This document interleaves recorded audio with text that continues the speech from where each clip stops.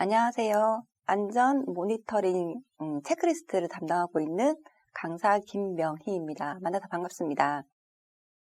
여러분들이 앞전에요.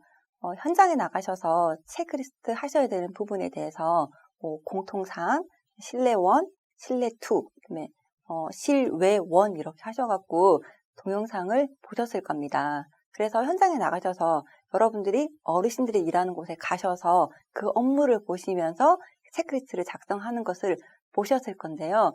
그 내용들을 보시게 되면 대체적으로 공통사항, 실내에서도 두 가지 종류, 실외 하나 이렇게 크게 나누다 보니 여러분들이 현장에 나가셔가지고 이거는 공통사항에서 이런 사항이 있긴 한데 내가 나온 현장과 잘 맞지 않아서 어떻게 체크해야 될지 잘 모르겠어요 라고 하시는 분들이 계셨습니다. 그래서 여러분들한테 맞게끔 좀 더 디테일하게 현장별로 여러분들한테 좀 설명을 추가적으로 드릴 예정입니다. 그래서 오늘 여러분들이 배우는 내용 중에서는요.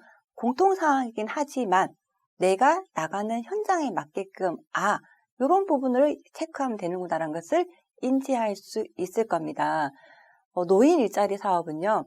여러분이 생각하시는 것보다 굉장히 많은 사업이 있다 보니까 하나하나 다 짚어서 이야기할 수 없을 정도로 굉장히 많습니다. 그래서 여러분들이 크게 공통적인 사항과 실내적인 부분이냐 아니면은 실외에서 근무하는 분들이냐를 집중적으로 보았고요. 여러분들이 오늘 저와 함께 하시면서 실내에서든 실외에서든 이 부분에 대해서는 이렇게 보면 되겠구나라는 것을 인지하시면 되겠습니다. 지금 동영상 앞에 앉아 계신 여러분들과 함께 할 업무의 주 내용은요. 노인 개별 가정 지원 업무입니다. 말 그대로요. 어르신들이 지내고 있는 그 개별 가정으로 직접 가셔서 그분들에게 지원 업무를 하시는 어르신들을 여러분들은 또 추가로 가셔가지고 체크리스트를 작성하시는 업무를 얘기하는 겁니다. 그래서 노인 개별 가정이라고 하는 것은요. 어르신들이 다른 몸이 불편한 어르신들의 집에 직접 가셔가지고 돌봄을 한다든지 아니면은 음식이라든지 간단한 청소 업무를 하면서 가사 지원을 한다든지요. 아니면 그 어르신들이 병원에 간다든지 아니면 잠깐 산책을 갈 때 외출에 대해서 동행을 하는 업무를 하시는 분들이 이 노인 개별 가정 지원 업무입니다.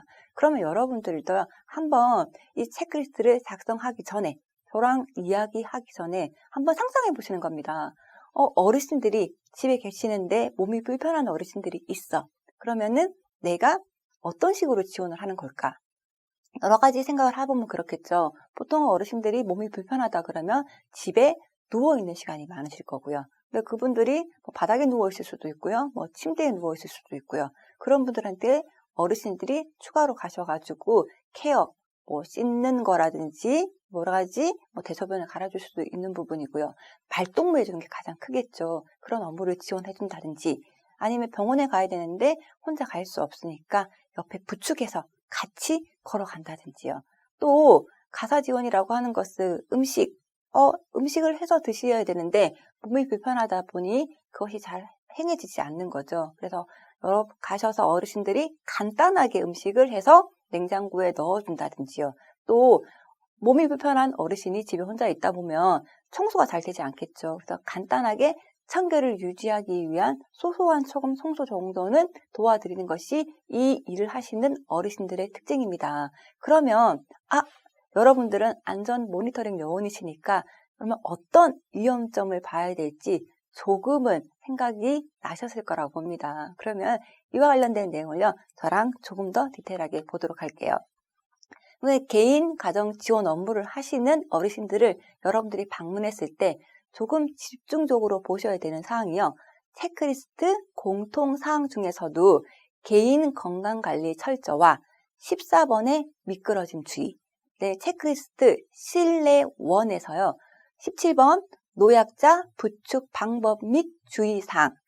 20번의 배임사고 주의. 이렇게 크게 다 체크를 하시긴 하시지만 그 중에서도 이 4가지 사항을 조금 더 집중적으로 보시면 좋겠습니다. 그럼 먼저 체크리스트 공통사항 중에서도요. 개인 건강관리 철저입니다. 이 부분은 분명히 케어를 받으시는 어르신들도 몸이 불편하신 분들이에요. 그런데 그 케어를 하기 위해서 노인 일자리 사업에서 나간 어르신들도 아무래도 연세가 있으시다 보니까 몸이 불편할 수 있어요. 그리고 연세가 있으시다 보니까 꾸준히 지속적으로 먹는 약들이 있을 겁니다. 그런 약들을 구체적으로 잘 챙겨 먹고 본인의 건강을 챙겨서 다른 사람의 돌봄을 해야 되는데 가끔 어르신들 중에서도요. 내 몸이 불편하더라도 이것을 한번 지각한다든지 한번 안 하게 되면 다음에 이런 노인 일자리 사업에 참여를 하지 못하실까 봐 걱정이 되셔서 몸이 아프신데도 막 그냥 여기 가셔서 일을 하시는 분들이 가끔 계세요. 근데 몸이 불편하시다는 것은 여러분이 보시게 되면 금방 확인이 가능하실 거예요. 한번 여쭤보시는 것도 좋습니다. 몸이 불편해 보이시면은 혹시 드시는 약이 있으신지, 그 드시는 약을 꼬박꼬박 먹고 계시는 건지, 혹시 지금 편찮으신 데 없으신지, 혹시 지금 편찮으신 곳이 있다 그러면은 업무를 중단하시고 병원으로 가는 것을 권해드리는 것이 좋습니다. 어르신들의 생각에는요, 내가 지금 혹시 실수하거나 내가 지금 이것을 제대로 끝내지 않았을 경우에 다음 일자리를 받지 못할까봐 굉장히 두려움을 많이 느끼시거든요. 그래서 여러분한테 솔직하게 얘기 안 하실 수도 있으세요. 나는 괜찮아. 나 약 먹었어라고 하실 수 있지만 아마 보시면은 몸이 좀 불편하시구나. 좀 감기 기운이 있으시구나. 어디 힘들어 보이시구나라고 느끼실 수 있으실 거예요. 그러면 여러분들이 체크리스트 예스나 노에다 체크하실 때 노라고 체크하시겠죠. 잘 관리가 되고 있지 않는 부분이다 보니 노에다 체크하시고요. 옆에다가 좀 구체적인 사항을 적어주시는 것도 괜찮습니다.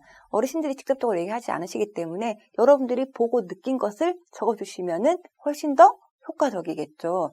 어르신은 실질적으로 약도 잘 드시고 계시고 편찮으신 데는 없다고 하지만 내가 보기에는 안색이 별로 안 좋다. 이렇게 적어주면 좋겠죠.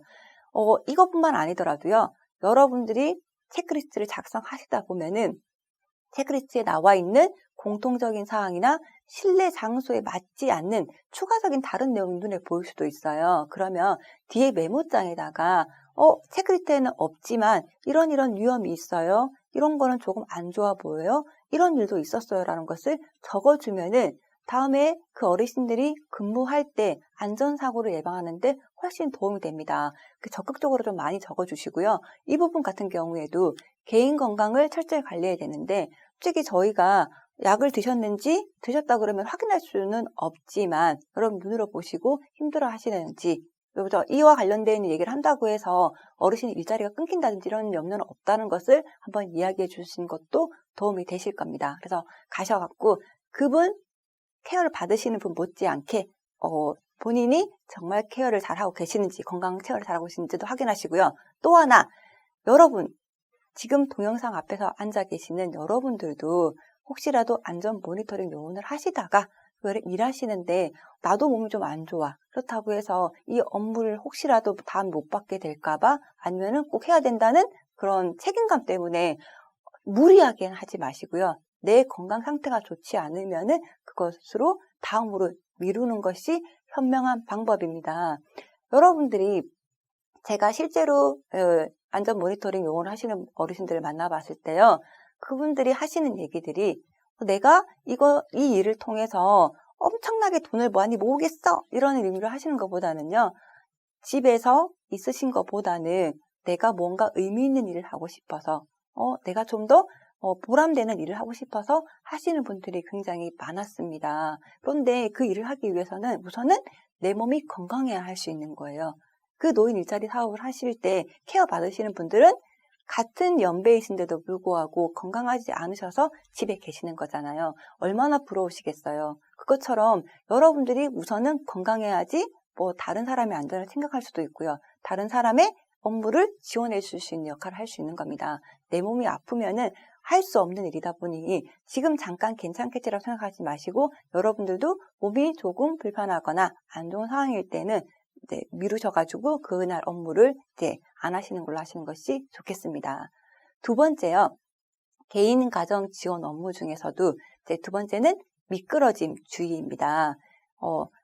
어르신들이 케어를 받으시는 어르신의 집에 가셔서 업무를 보시다 보니 동선이라든지 그 집엔 물건이 어떤 게 있는지 잘 모르시는 경우가 많아요. 또 하나 그렇게 조금 몸이 불편한 어르신이 계신 집에는요. 조금 어둡게 계신 분이 좀 의외로 많습니다. 껌껌한 거죠. 그래서 바닥에 무엇이 있는지 어떤 물건이 떨어져 있는지 뭐 음식물이 떨어져 있는지를 확인하지 못해서 그것을 밟고 넘어지는 경우도 굉장히 많이 있고요. 또 방 안에 어르신이 누워있을 경우 침대에 누워 계시면 괜찮으신데 혹시나 바닥에 이불을 깔고 누워 계신 경우에는요. 그 이불이 두꺼워서 그 발이 걸려서 넘어지는 사고도 발생될 수 있습니다. 그래서 미끄러지는 것을 예방하기 위해서 현장에서 일하시는 어르신들이 조심조심 확인하면서 걸으시는 것을 한번 체크해 보면 좋겠습니다. 또 보통 몸이 불편한 어르신들은 자신의 몸도 케어하기 힘들다 보니까 주위 환경, 정리 정돈은 당연히 잘 안 돼 있을 거고요. 집안이 지저분한 경우가 굉장히 많이 있어요. 어르신들이 가서 그것을 도와주시긴 하시지만 그래도 어두운 분위기 아니면 물건이 많은 경우에 그것을 보지 못하고 넘어지는 사고들도 많이 발생되기 때문에 주의 깊게 확인하신 다음에 체크리스트에다가 yes 아니면 no로 확인까지 꼭 부탁드리도록 하겠습니다. 그 다음은 이 케어를 받으시는 어르신들을 함께 외출이라든지 병원에 이동할 때 부축 방법입니다. 네. 우리가 나도 젊어서 건강하면 옆에 케어를 받으신 어르신들을 바짝바짝 들고 열심히 할 수 있지만 저도 나이 다 들다 보면은 체력이 약해지기 마련이잖아요. 어떻게 보면은 아프신 분이 옆에 계시면은 그분들의 힘이 많이 빠져있기 때문에 그분을 부축하는 일이 굉장히 힘든 부분입니다. 그런데 그 부축하는 방법도요. 올바른 방법들이 있으실 거예요. 그러면 그 부분에 대해서 분명히 케어를 받으러 나가시기 전에 그러니까 우리가 노인 일자리 사업을 하기 전에 어르신들을 부축하는 방법에 대해서 분명히 기본적인 설명을 듣고 나오셨을 거거든요. 근데 그러지 잘 않는다든지 우리가 마음이 급하다 보니까 올바른 자세로 아니면은 좀 삐뚤어진 자세로 그 어르신들을 부축하고 케어하다 보면은 실제로 노인 일자리 일하시는 분들이 근골격계 질환이 걸리는 경우가 굉장히 많이 있습니다. 그래서 여러분이 가셔서 케어를 하시는 걸 보실 때 누워 계신 분들을 일으키 세울 때 과도하게 갑자기 확 드신다든지 아니면은 한쪽 방향에서 다른 방향으로 잡지 않고 한쪽 방향에서만 집중적으로 무리한 힘을 주신다든지 이런 건 올바르지 않은 방법입니다. 어르신들을 이렇게 세울 때는요. 머리 위에서 먼저 겨드랑이 쪽으로 손을 넣어서 앉히는 방법이 가장 첫 번째 방법이고요. 그 뒤로 그분이 침대에 계시면은 침대에서 앞에서 어깨를 잡고 끌어안는 것이 가장 좋은 방법이고요. 또 하나는 누워 계신 분 같은 경우에는요. 옆으로 돌리셔가지고 옆으로 이렇게 올리시는 방법이 가장 안정적인 부축 방법입니다.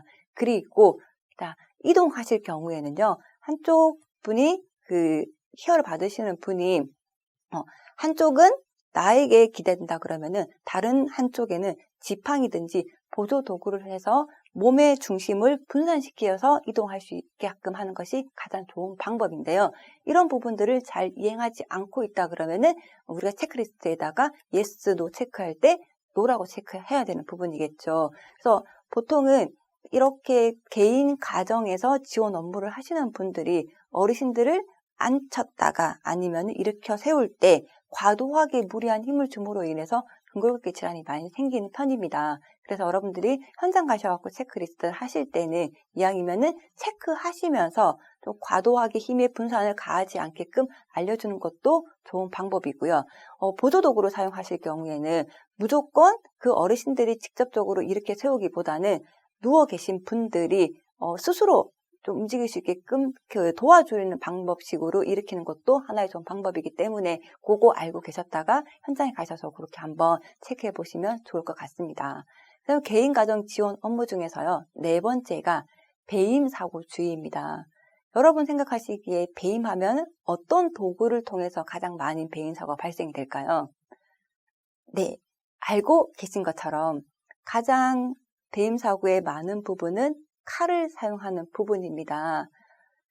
개인 가정 지원 업무에서 또 하나의 업무가 가사 지원이잖아요. 그분들이 식사를 하기 위해서 뭐 반찬이라든지 가벼운 음식을 장만하기 위해서 부엌에서 조리 도구를 이용하시는 겁니다. 그런데 그 조리 도구들이 나에게 익숙하지 않은 조리 도구이고요. 내가 그 조리 도구가 어딘지 모르기 때문에 막 찾다가 그 베이는 사고도 많이 발생되고요. 또 칼이 우리가 날이 잘 서 있지 않다 그러죠. 베임이 잘 안 되는 그런 칼을 가지고 억지로 조리를 하시다 보면은 그로 인해서도 배임 사고가 많이 발생됩니다. 여러분이 가셨을 때 그 어르신들이 주방에서 음식과 관련되어 있는 조리 작업을 하고 계시는데 칼을 사용하고 있을 때 안전하게 사용하시는지 보시면서 체크를 하시면 도움이 되실 겁니다. 분명히 내가 자주 사용했던 도구를 가지고 이용하는 거에 대해서는 그나마 배임 사고가 덜한 편인데요. 새로운 장소에서 내가 사용하지 않았던 물건과 칼을 가지고 음식을 조리하시다 보면은 서투르게 마련이고요. 그 서툼이 결국은 배임 사고로 이어지는 경우가 굉장히 많이 있습니다. 그래서 현장 가셔가지고 어르신들이 작업을 하실 때 칼을 특히 이용하실 경우에는 안전하게 이용하고 있는지, 그 다음에 칼을 사용하신 다음에 그냥 도마 위에다가 올려놓는 것이 아니라 다 쓴 칼은 바로 씻어서 제자리에 갖다 놓는 것까지 보시길 바라겠습니다. 보통 음식을 하실 때요, 도마 위에다가 칼을 그대로 뒀다가 그 도마가 떨어짐으로 인해서 배임 사고도 발생되는 경우가 있기 때문에 칼을 이용하신 경우에는 바로 즉각적으로 제자리에 두는 것까지 확인 부탁드리도록 하겠습니다. 개인 가정 지원이라고 하는 부분은 1대1로 케어가 이루어지는 부분입니다. 거기에서 여러분들이 같이 합류해서 그분이 정말 안전하게 일하고 있는지를 체크하는 상황이다 보니까 어떻게 보면은 다른 업무보다는 조금 더 어려울 수 있습니다. 다른 업무들은 여러 사람이 함께 근무하는 것을 여러분들이 옆에서 모르게 지켜볼 수도 있는 부분이지만 한 사람이 하나의 개인 집에 들어가서 작업을 하고 그 케어를 하는 부분이고 돌봄이라든지 지원을 하는 사업이다 보니 여러분들이 그것을 1대1로 지켜봄으로 인해서 상대방에게 부담감을 줄 수는 있겠지만 여러분들이 방문하셔서 한마디 정도는 하시면 좋지 않을까 생각이 듭니다. 가셔서 여러분들에게 일을 잘하고 있는지 아니 못하고 있는지를 지적한다든지 감시하기 위해서 방문하는 것이 아니라 여러분들의 안전사고를 예방하기 위해서 어떻게 하면은 좀 더 안전하게 근무할 수 있는 방법, 요령을 교육하기 위한 하나의 자료로서 사용될 예정이기 때문에 적극 참여 부탁드립니다. 네, 어떤 위험 요인인지도 한번 물어보셔가지고 그와 관련된 사항들도 적어오시면은 안전사고 예방에 더 큰 도움이 될 거라고 생각이 듭니다. 그래서 개인가정 지원을 하시는 어르신들한테 케어를 나가시는 분들은요, 먼저 대면을 하고 체크리스트를 작성해야 되는 부분이다 보니까 조금은 부드럽게 우리가 이러한 이유로 인해서 체크리스트를 진행하고 있으니까 조금 도움을 부탁드립니다라고 하고 진행하시면은 조금 훨씬 더 훌륭한 체크리스트가 작성될 거라고 보아집니다. 여러분들 현장에 가셔서 그 어르신들이랑 좋은 만남을 통해서 안전사고를 예방할 수 있는 체크를 잘 마련해 오시길 바라면서 오늘 여기까지 수업 마치도록 하겠습니다. 수고 많으셨습니다. 감사합니다.